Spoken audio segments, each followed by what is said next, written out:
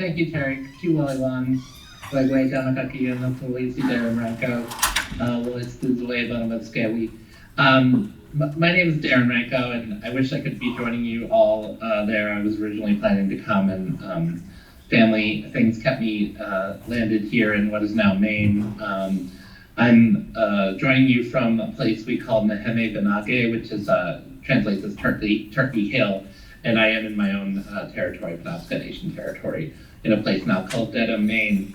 And I'm joining you all today to share just the story of work that a whole host of folks, Wabanaki Indigenous folks and settler land trust and conservation type folks have been doing in terms of land return, especially out here in what is now Maine, although we're constantly looking to expand it across Wabanaki territory, which I think most of you know is in the northeast corner of Turtle Island and extends in what is now referred to as northern New England and eastern Canada. So I'll just say that and share the slides and tell the story.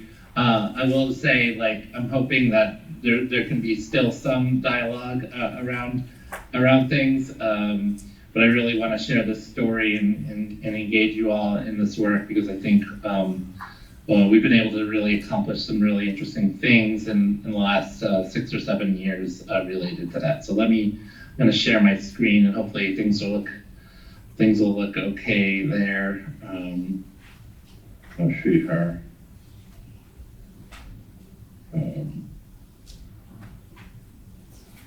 Hopefully you can see that.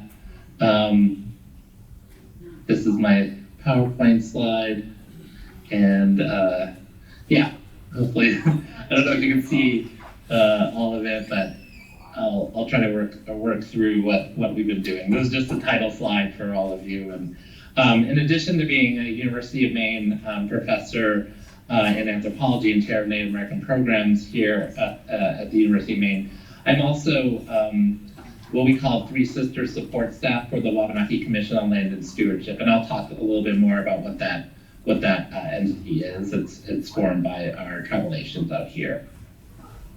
So, in sharing the story with you all, I want to explore the opportunities and barriers that we've had in terms of our land return and rebuilding Indigenous relational responsibility across our territory. Wabanaki is Penobscot, Passamaquoddy, Micmac, Maliseet, and Abenaki, what is now Maine and beyond. I think many of you will know the terms around land back and rematriation, and I kind of left out whatever other words we might want to say in terms of this work. I also want to look and because there's interrelated settler and Indigenous stories related to this work, and I'm going to try to articulate both of those. I'll emphasize, I think, the commission and what we in the Wabanaki Commission are doing, but a big part of our work has been in collaboration with land trusts and conservation groups that, honestly, it's been really quite surprising. They were, a little more than a decade ago, they were testifying against our sovereignty in the state legislature. So their partnership has been a surprise and a slow burn in lots of ways. And I want to just look to the future with all of you, how we can learn from one another and build this work out and connect across Turtle Island. It's one of the things that the commission has actually asked me to do is share our story and learn the stories of other Indigenous people engaging in this kind of work. So just if you don't know who we are, where we're located, we are by and large border tribes in terms of like how across the Medicine Line and Canadian border, like how we're located. My tribal nation is the only one sort of in interior Maine.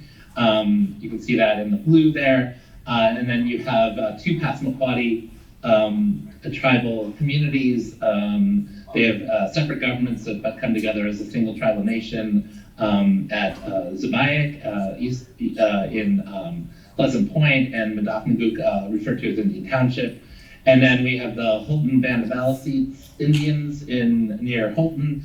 And then as you go up, the Mi'kmaq Nation is up past what is now called Presque Isle. But of course, that's just part of the story. Our land holdings in Maine are severely checkerboarded, and especially for Passamaquoddy and Penobscot tribal nations, we have a lot of this sort of, on this map, the sort of green, red, and pink land holdings that stretch across that are central Maine are held by our two tribes, Penobscot and Passamaquoddy. But many of those lands were lands we purchased because of, with funds from a land claim settlement in 1980, which I don't have time to really go into, had a really detrimental effect on our sovereignty as well, in the way that the courts have interpreted some of the language in that settlement act. Happy to talk about it in Q&A. Although it is kind of influenced our work in this space, because I think we're getting a lot done in terms of our land return and rematriation work that otherwise might be kind of in the frameworks of a more traditional sovereignty approaches. And then I mentioned this, that we're part of this larger confederacy in landscape, what we refer to as Wabanaki, so the greater Wabanaki territory, and that really influences, I think, all of us in the way that we operate in terms of our homelands and our responsibilities to place. I think this is sort of in the culture, deeply in the cultural sort of framework that most Wabanaki people kind of work in across our territory. One of the things that in starting our work with, especially with land trusts and conservation groups, and thinking about our strategies in terms of Wabanaki strategies around this, is one map that we often put up is this map of conserved and parklands in what is now Maine. And so these are lands that are either protected by easements or by as federal or state parks. There's not a lot of federal land in what is now Maine. There's a national monument in the Katahdin region, and then there's the Acadia National Park in the central coastal area. But this is sort of a map that we like to kind of highlight where lands are quote unquote protected, or another way that you might say it is they are also, we as Indigenous people are locked out of them, in terms of often the way that easements and parklands are quote unquote protected often lock us out in terms of our relational responsibility to those places and access for things related to food sovereignty and our traditional sustenance life ways. So probably not a new story for any of you to do that. But a map that I like to put up that sort of offers some of the same spatial relations is, and it's not a great map because it's not in color or anything like that, but it's all the areas and sort of shaded areas where lands that were taken by illegal treaties that the states of Massachusetts and Maine signed in defiance of the federal government at the time, sort of after 1790. So this was the source of the land claims, but in just sort of comparing, it's not, I don't think it's a coincidence that these lands taken illegally through treaties after 1790, and where the lands are currently located that are sort of quote unquote protected or conserved, that there's some overlap there. And really, that's been a really important part of kind of engaging with land trusts for them to understand that their quote unquote conserved lands are traditional lands that we had up until the 1790s had been really adamant of protecting through our treaty making process with Great Britain. So just again, for your audience, this might be pretty elementary, but it's sort of the way that we think about it, or probably mostly just me. These terms of rematriation and land back, I think, are really important to consider. I think they each are about centering right relationships as Indigenous people between humans and other humans and non-humans, and our relational responsibility. But I would say, land back, hashtag land back, as it's become part of the social media landscape, really has been a broader political and legal project, I think. You could think of it that way.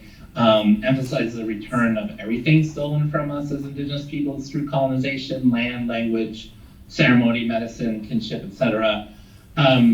Whereas I think we see rematriation as centering much more the cultural and healing relationships, which often are about women, cultural traditions, sustenance, relational responsibility, not sort of acting in property or even considering property sort of colonial relations as a part of it. But it's a really self-conscious shift against the status quo. So to really emphasize healing and relational responsibility, one could say that we are engaged in land return because of rematriation. It's the sort of the reason that motivates our nations out here to do the work related to land return. I don't think that puts us in, I think that's pretty typical, honestly.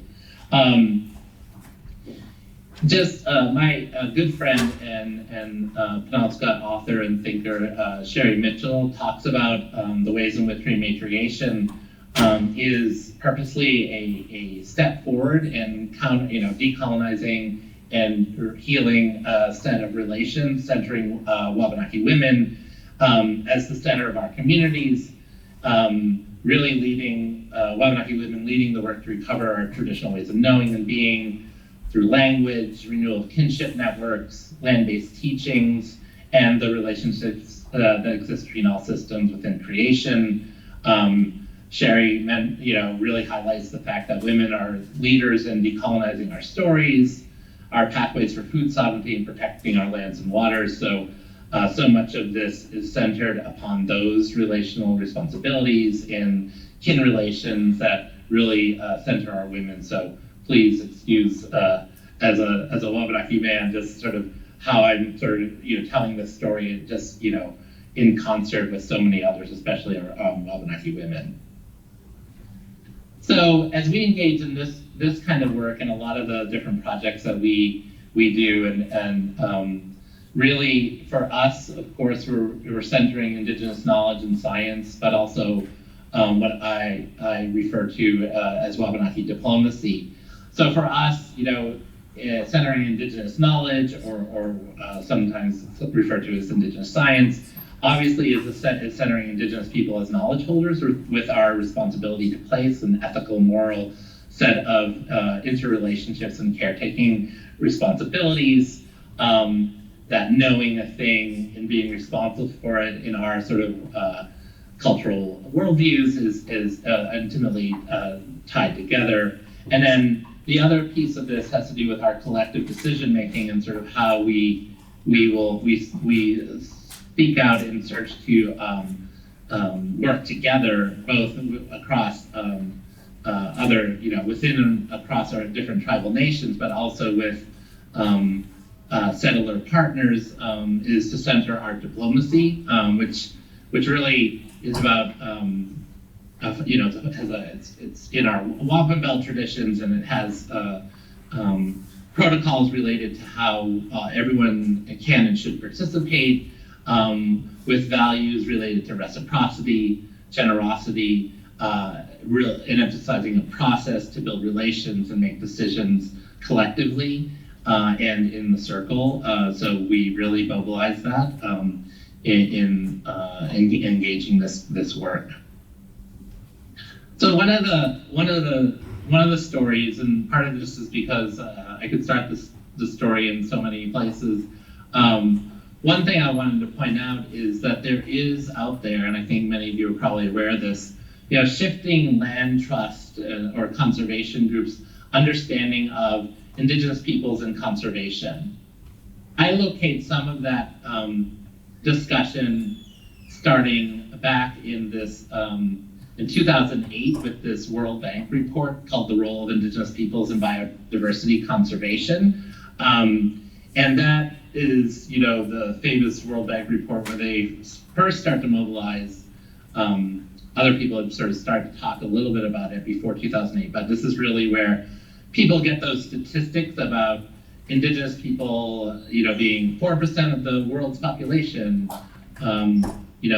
occupying or holding 20% or 22% of the terrestrial sort of lands across the world, and then that's where 80% of the world's biodiversity is located, right? And I think many of us have sort of used those statistics and talked about that story as a reflection of our relational responsibility as indigenous peoples, but also this sort of quote unquote study was more of a, they didn't talk about cause and effect. They really were just pointing out, and some of the areas, were of course things like, areas of the rainforest and other things where there's a lot of biodiversity. But that really began, I think, a series of inquiries and possibilities for transformation around indigenous people and sort of broader debates across the globe and within the practitioners of conservation and land trust kind of activities.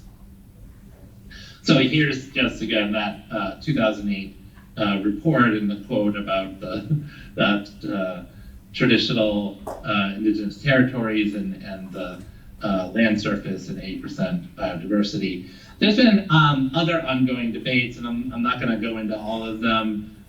Sorry, it's my habit as a scholar to really try to engage this. I'm a co-author of this one piece of literature that is, I think, adding to this debate, where we looked at with a whole host of other authors and using a bunch of different kinds of models, scientific models, around looking at biodiversity over the last 12,000 years. And the thing that we found, and I think this is really important to what I think land trusts and other groups that are sort of open to a changing practice in centering indigenous people, is the knowledge that up until about 400 and 500 years ago, human beings were actually not that bad for biodiversity. Humans were not a presumptive enemy to biodiversity. And it was only in the last 400 or 500 years where intensive human conversion or degradation, not of untouched ecosystems, but rather of previously inhabited and sort of managed on some level places across the globe. So really, what we were able to find is that these were not previously uninhabited areas by human beings, and some of them were inhabited by quite a few humans, but it was like a real changing orientation towards extractivism and all the things that we know sort of ties together sort of the project of modernity and colonization and racism and all the systems that kind of support global capitalism, led to supporting global capitalism. That's actually the source of this destruction of biodiversity and the human role in it. But I think it paints a different picture, which was a picture that conservation groups are really harping on, and especially in the 90s and 2000s, was that all human beings are just trouble for ecosystems or biodiversity. And that goes all the way back to other frameworks in conservation and the way that that's sort of formulated in the United States and other places. But really, by saying it's not human beings per se that are the problem, but it's particular human systems that have been developed through these colonial and extractive and capitalist sort of models, I think that actually does paint a different picture of possibility and hope within sort of our global environmental and climate crises. And then there's a whole host of studies really looking at how indigenous peoples and their decision and our decision making and sort of how that leads to better conservation outcomes, both in sort of what sort of is considered equitable conservation or sort of long-standing conservation, and the support of indigenous-led governance and all of these things has really increased or creates the best possibility for conservation effectiveness. So really that has set the stage for the possibilities of a changing paradigm where land trusts and conservation groups are able to kind of understand indigenous centrality in this work in different ways in the last few decades. In particular, in what is now Maine, sort of given that larger context, a group of conservation and land trust groups came together in 2017 and 2018, calling themselves the First Light Learning Journey, which is really a collaboration that they reached out a couple of lead organizations, the Maine chapter of the Nature Conservancy, Maine Coast Heritage Trust, a few others, really started to say they wanted to be much more engaged with tribal relations around conservation and land return and climate and food sovereignty.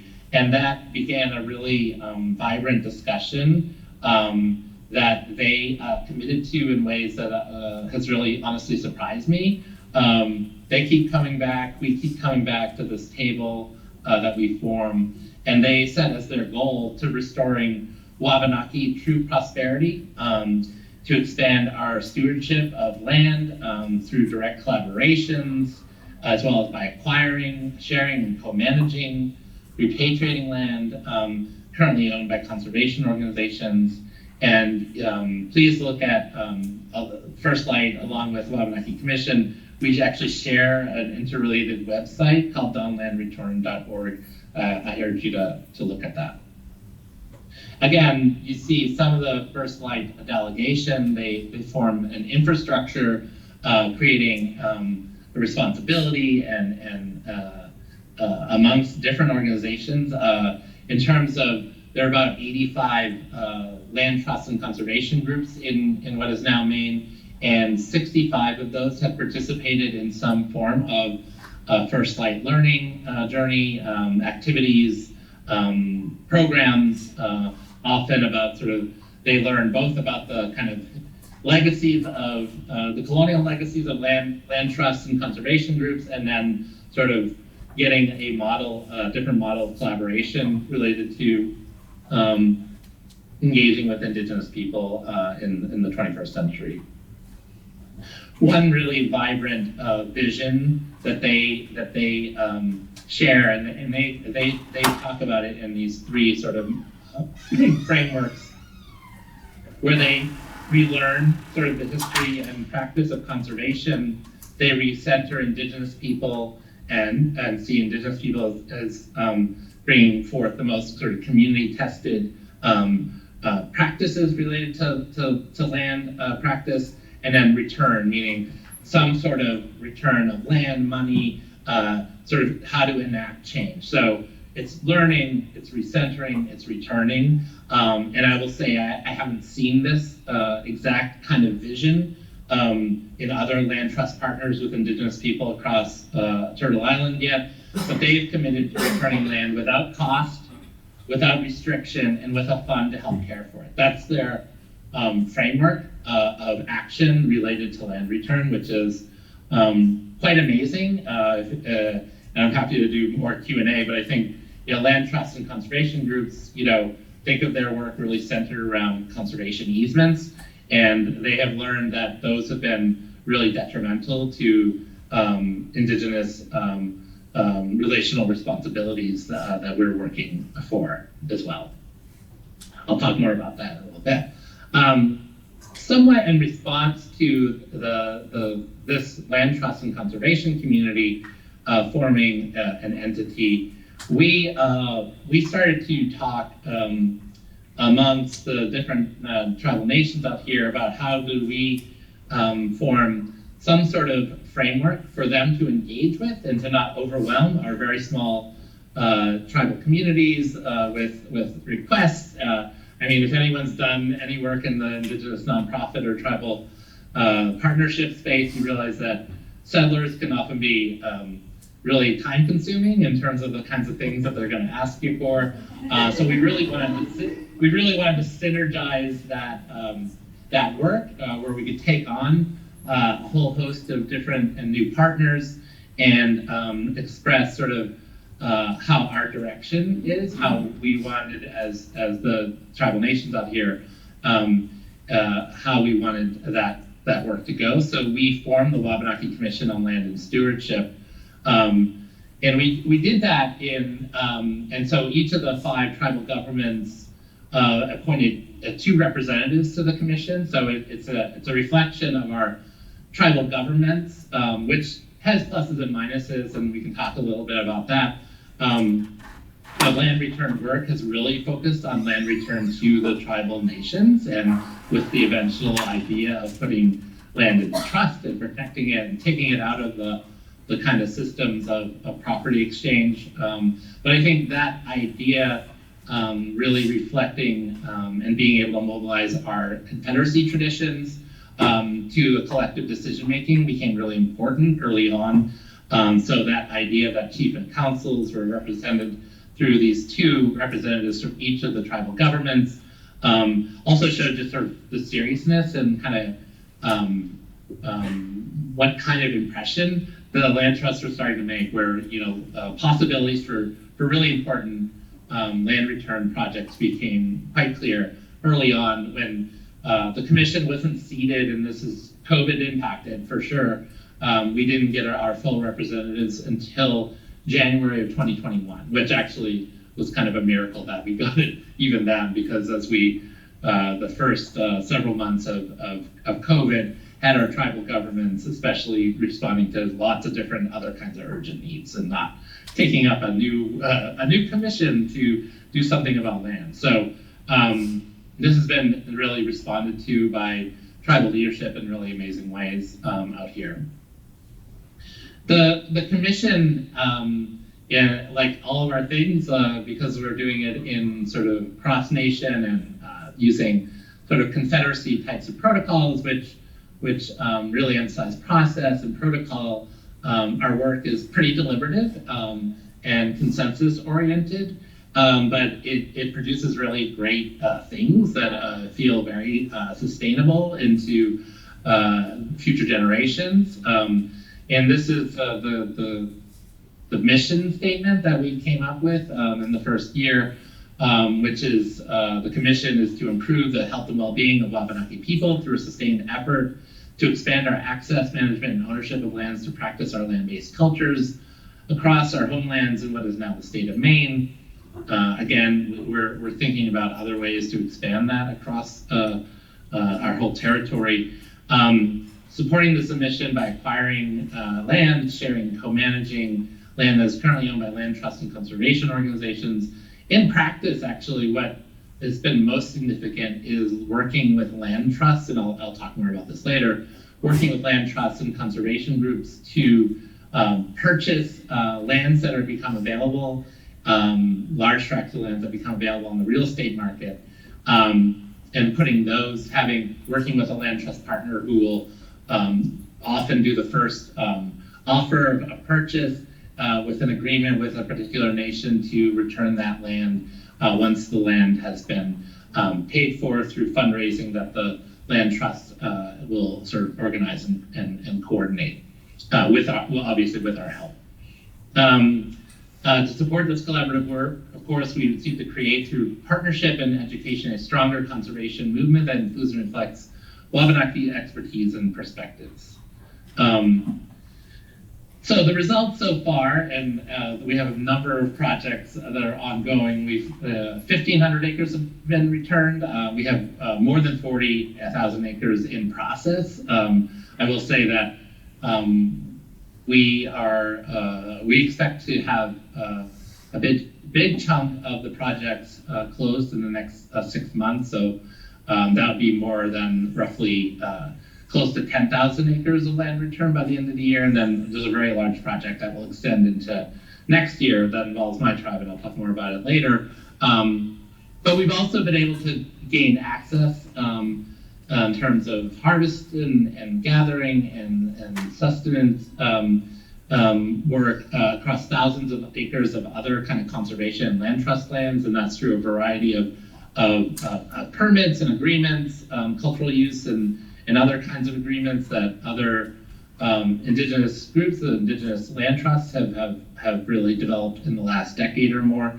So using some of those tools, which I think are really important, and they can be very challenging for land trusts in terms of what they do to current easements or other kinds of agreements. The sort of most significant, one of the first significant returns that we had was the return of Pine Island, was known as Pine Island to the Passamaquoddy tribe. And this was sort of, and there's a great video of this through Sunlight Media Collective, talking about the importance of this, the return of this island. I will say that this was done with really key partners. It was an island that the state of Maine took from Passamaquoddy tribe back in the 19th century, basically through fraud, and they changed the name of it. It was in a treaty, and it was protect. Anyone who's done any land dealings with tribes, right, knows that there's all sorts of fraudulent chicanery that settler states often use to take our lands, even beyond the horrible policies that allowed for it as well. So, this was really significant that people.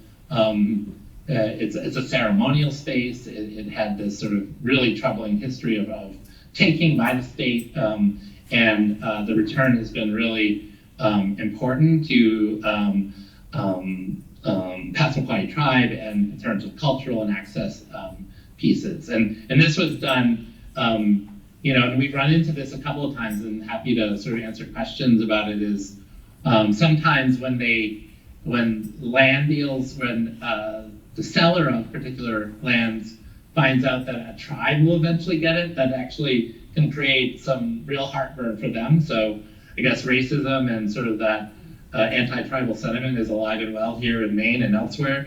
So we've really sort of done some really important strategies with our land trusts and other partners who often, again, sort of are the lead proffer of purchasing lands, and they are the ones that return it to us, sort of really thinking that process through and what sort of are the reasons for disclosure of where lands will eventually end up. So happy to talk a little bit about that. My good friend and Passamaquoddy lawyer Corey Hinton talks about sort of the importance of reacquiring lands for our ancestors that relied upon, coexisted with, and sort of connecting that to current identities, and sort of how this sends a message for everyone to understand the importance of returning the people to the land, right? So again, relational responsibility is an active framework that as Indigenous people we're really trying to enact through the land return projects. So moving on to sort of the biggest project that we're really starting to engage, and that involves Penobscot Nation and the return of about 30,000 acres of land, working with the Trust for Public Lands. I want to just give this a little, because the area it overlaps a little bit with lands that are just like Pine Island, right? Lands that were taken illegally by the state, not through any treaty, not through anything. I think the state calls it a treaty, but it was really just an act of the legislature in the 1830s, seizing lands that referred to as the 4 upper townships of Penobscot Nation in many of our treaties. So we fought very hard to hold these lands, which really important culturally and in terms of sustenance, in terms of traditional hunting territories, at this confluence of where the East Branch and West Branch of the Penobscot Rivers kind of meet, just below the Katahdin region, which is our sacred mountain here in what is now Maine. So that's, I just wanted to highlight those 4 townships. We refer to the East Branch, so it's all sort of on the East Branch, these lands. So we use the Penobscot word, Wasateg, to refer to this project. And ultimately, it's about this return of 31,367 acres of forest, wetland, and ponds. There's going to be a little bit of a carve out of those 31,000 for the federal government, actually, the Park Service. So there'll be some easements, but they will hold that and manage it. And mostly has to do with the access road to the Katahdin Woods and Waters National Monument.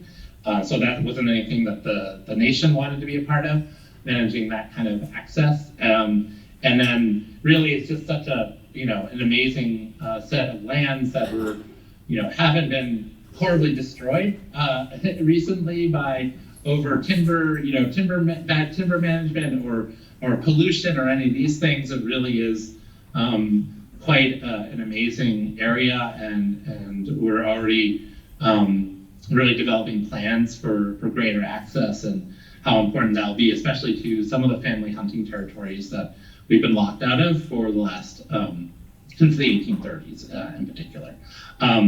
It comes with some cost, $32 million that Trust for Public Lands, again, has basically a loan for $32 million that they took out and purchased this land, and they have a transfer agreement with Penobscot Nation that once those funds are raised, they transfer title over to the nation, and the goal for the tribe is to put those lands into trust.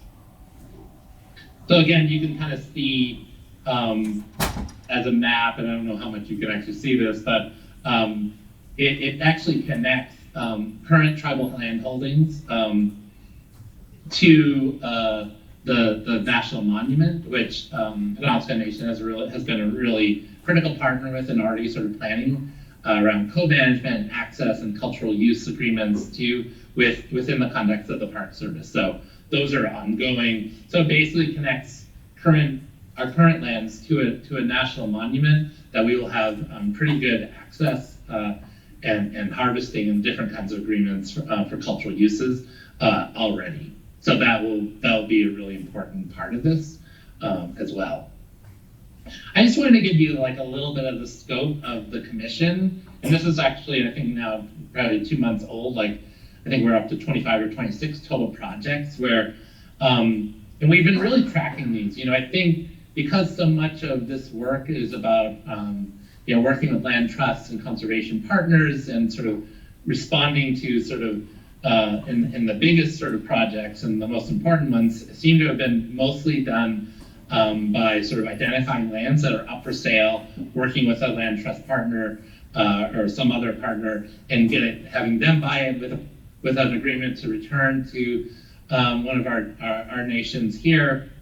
But this is driven, because the real estate market is a pretty dynamic thing. We really wanted to track and understand who's setting these agendas, and we didn't want it to be just our partners or the real estate market. That really the idea is, of course, to return lands that are of critical cultural and other kinds of importance to our nation. So you can see the sort of ongoing projects related to the different tribes, with a total of sort of 24 projects, with 13 of them kind of already kind of having a specific tribe that is kind of in working on or in negotiation as some form of agreement on, but also a whole host of projects. Where do they come from? Do they come from our commissioners? Do they come from a First Light organization, members of the public?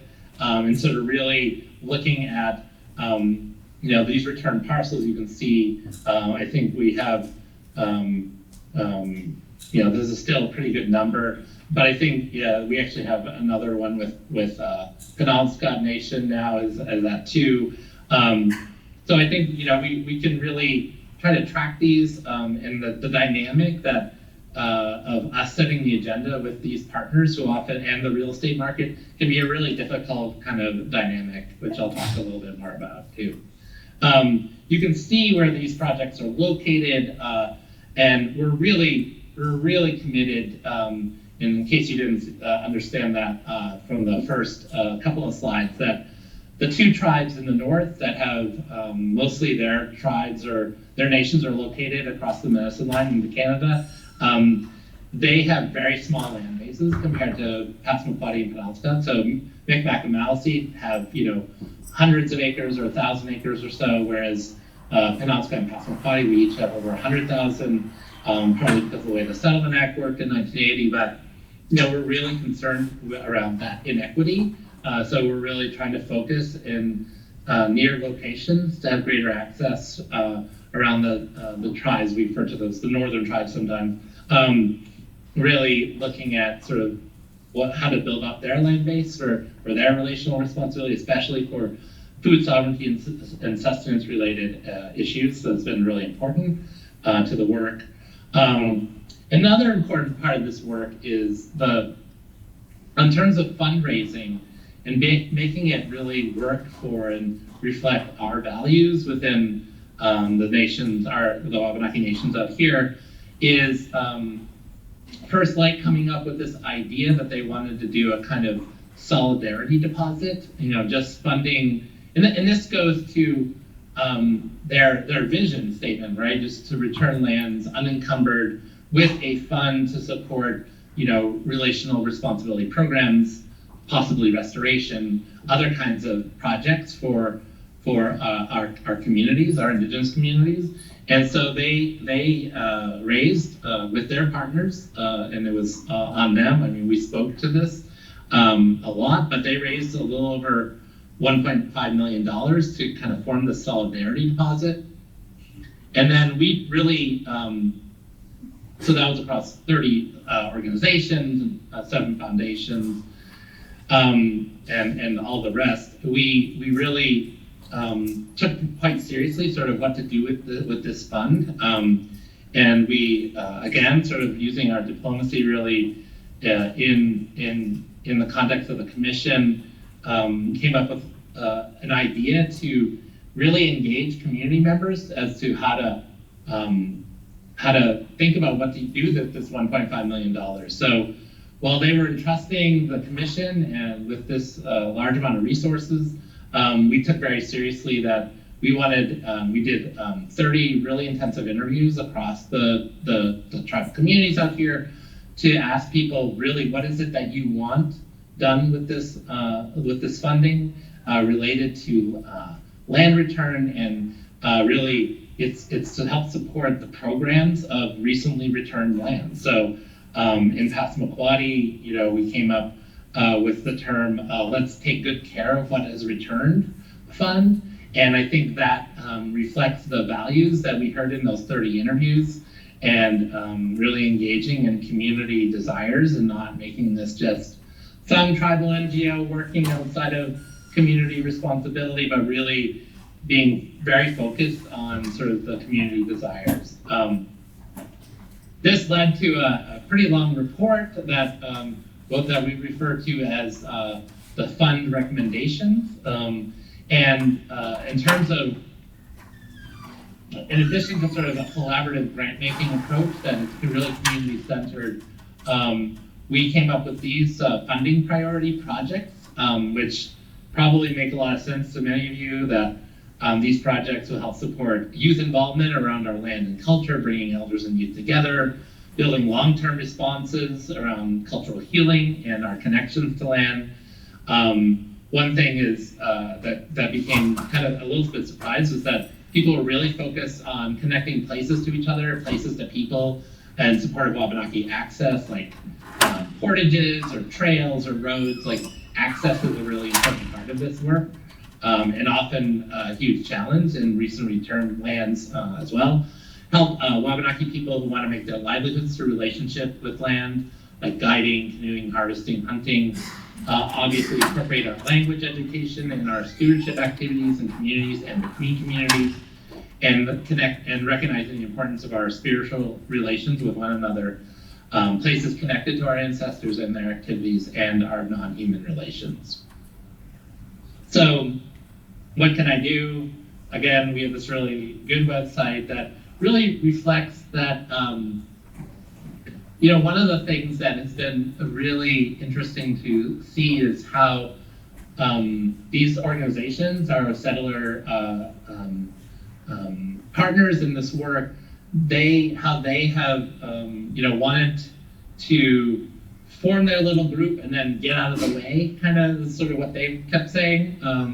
And our commissioners kept saying, no, we're in this together. And they, would tell stories that many of which would be very, familiar to so many of you, that that we see ourselves as interdependent with one of you. Our relations need to be ongoing, and this work started together, and sort of that respect for a kind of, to a wampum approach, that idea that we need to be in constant relation to do this work well, and that whenever they were like, well, we'll just go away now, our commissioners were very good at kind of telling them that this is your legacy as much to engage with us and fix this, reminding them of the histories of exclusion from our places that conservation and land trusts have been a part of. So not allowing them to kind of just go away, especially now that they've started to transform their practice. So I think that's where we even constructed our website to kind of reflect that. There's two interrelated websites that you can kind of visit the first page and decide which way you want to kind of go in terms of that. I will just say, like, the Wasatec project, that $32 million is, there's still some need out there in case anyone has a lot of money they want to get rid of. That's a lot going on there, but we're well on pace to raise those funds, and people are very interested in this project as it'll be one of these very large land return projects that is sort of unprecedented in the history so far of what's been happening out there as well. I think there's so much to reflect upon in terms of this work. As an Indigenous person and scholar, this is probably the most heartful work that I could possibly be a part of. Definitely create another job for myself, but I think that's good. And I think it's really, when I think about legacy and the 7 generations, what we can do in terms of really returning land. It seemed unimaginable not that many years ago that these entities especially, but any land return would happen without the kinds of land return that happened with our huge sacrifices through our Settlement Act, I think unwittingly, where our sovereignty was impacted by that. But really, this idea is so hopeful and is so mobilizing within and across our communities that keeps me going in a really good way, and it's quite healing and offers healing as a perspective. Counter to that, there are these ongoing legacies in colonial structures. Land trusts still think of themselves as doing work primarily through conservation easements. And conservation easements are pretty tied to colonial structures. They often prevent our relational responsibility, our access, and that has to be transformed and challenged in lots of ways. Just so the idea of sort of land back and rematriation are interconnected and need each other. Obviously, the tribes really aren't pursuing land to just be a landholder. This is part of broader work around engaging and supporting, especially through COVID, supporting food sovereignty and access for our tribal citizens has been a real big focus for a lot of tribes out here, and probably where you are as well. And this has really caught up and captured the imagination for people in that way as well.